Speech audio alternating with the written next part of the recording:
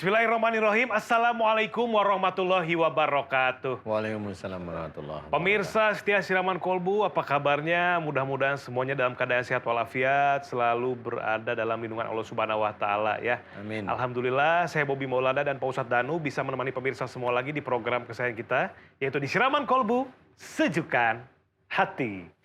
Alhamdulillah, mudah-mudahan lewat program ini kita bisa sama-sama belajar untuk memperbaiki akhlak kita sebagaimana yang dicontohkan oleh baginda Nabi besar kita Nabi Muhammad SAW. Khususnya di tema kita pagi hari ini Pak Ustadz. Temanya adalah banyak harta tapi sengsara. Ya Allah, ini apa kurang berkah, apa seperti apa nih Pak Ustadz? Harta banyak tapi sengsara. Kurang lebih seperti apa tahu saja, silakan Pak Ustadz Danu. Bismillahirrahmanirrahim. Assalamualaikum warahmatullahi wabarakatuh. Waalaikumsalam warahmatullahi wabarakatuh. Amin ya rabbal alamin. Amin, amin. Alhamdulillah, mudah-mudahan pagi hari ini kita diberi kesehatan dan dilimpahkan hidayah dari Allah untuk kita semuanya. Amin ya rabbal alamin. Amin. Tema kita bagus, banyak harta tapi sengsara.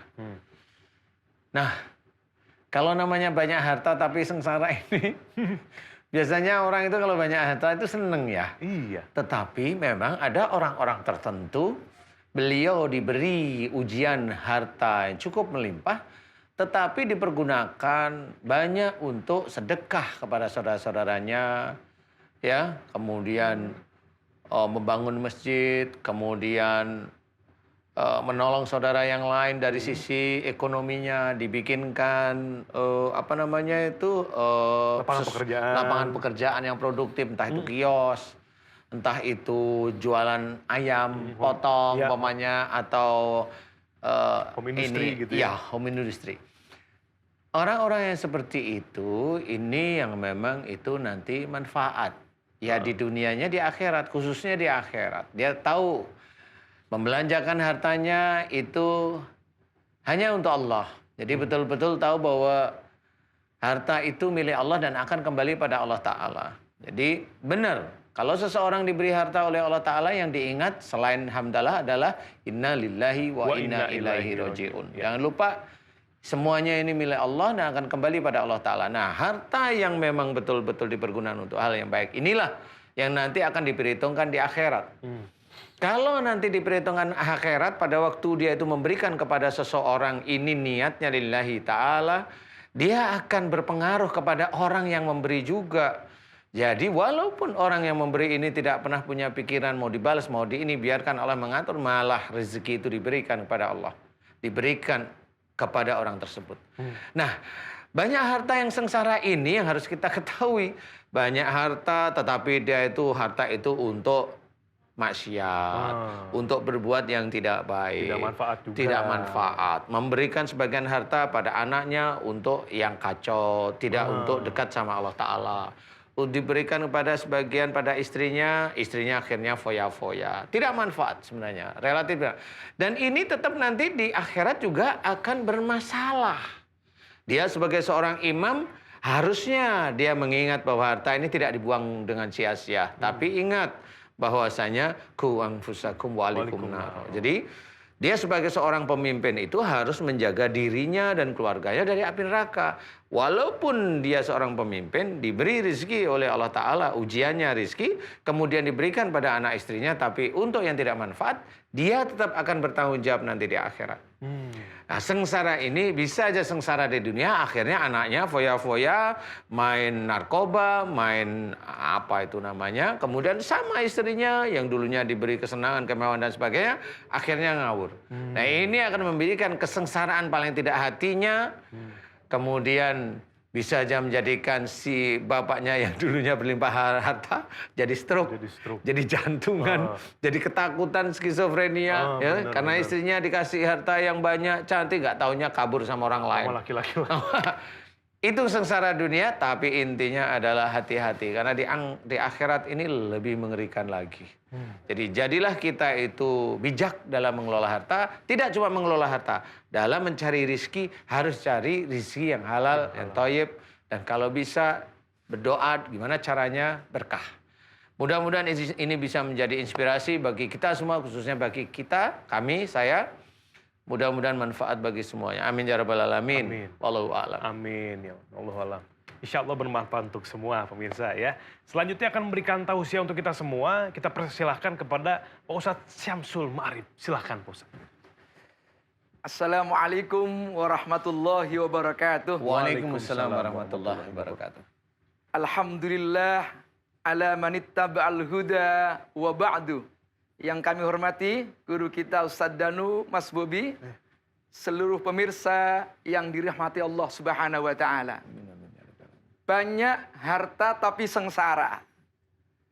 Di dalam Al-Qur'an disebutkan al-malu wal banuna zinatul hayatid dunya. Allah. Harta dan anak itu adalah zinatul hayatid dunya, perhiasan hidup di dunia.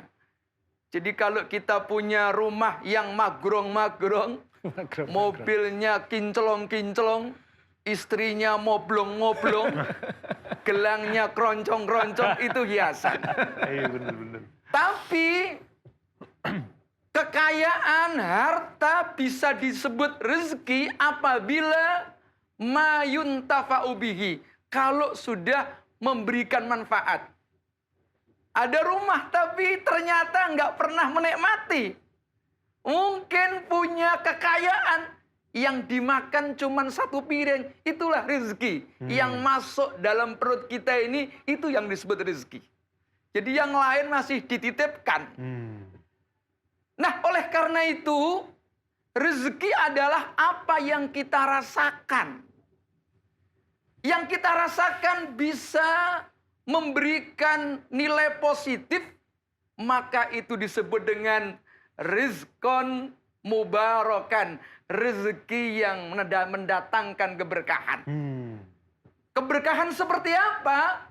Minimal bisa menambah kebaikan kita, ibadah kita, amal kita, sedekah kita. Itulah yang disebut dengan rezeki yang mendatangkan nilai plus. Yang nomor 2 adalah mendatangkan kebahagiaan. Apa artinya punya istri cantik tapi tiap hari ribut mulu? Ya, kalau belum lempar jumrah akobah pakai piring itu, piring belum terbang kayaknya, belum dapat pahala gitu kan. Nah, yang penting bahagia. Walaupun misalnya rezekinya sebatok, tapi tidurnya ngorok ini. Nah, ini baru yang disebut dengan rizkon mubarakan, rezeki yang mendatangkan keberkahan. Yang ketiga adalah bahwa rezeki barokah berarti mendatangkan kesucian. Kita dapat rezeki yang berbarokah, bagaimana hidup kita ini bisa bersih. Dalam bahasa Ustadz Danu, kita bisa menjauhkan maksiat, justru rezeki itu kita gunakan untuk amal soleh. Itulah kira-kira yang kita cari. Jangan sebaliknya, banyak harta tapi membawa sengsara. Iya, kalau sengsara di dunia, yang kita takutkan rezeki banyak, harta banyak, tapi membawa sengsara dalam kehidupan di akhirat. Na'udzubillahi min dzalik. Mari kita berlindung kepada Allah supaya dihindarkan, berlindung kepada Allah supaya dihindarkan dari rezeki yang tidak berbarokah. Billahi taufiq wal hidayah. Assalamualaikum warahmatullahi wabarakatuh. Waalaikumsalam warahmatullahi wabarakatuh. Masya Allah, Pak Ustadz Syamsul, terima kasih. Silakan duduk. Alhamdulillah. Alhamdulillah.